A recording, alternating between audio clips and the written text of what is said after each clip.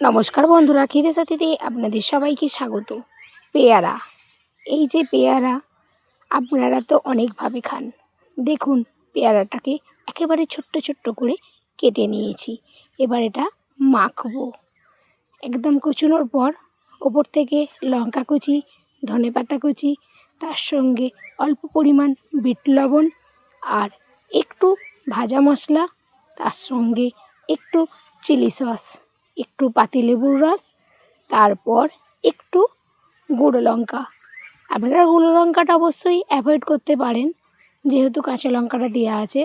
আমি এটা দেখতেও ভালো লাগবে, উপরন্তু খেতেও ভালো লাগবে, তাই লঙ্কা দিয়ে ভালোভাবে মাখিয়ে নিচ্ছি। এটা এত ভালো লাগে না, দেখেই জিভে জল আসছে না? একবার বানিয়ে ফেলুন।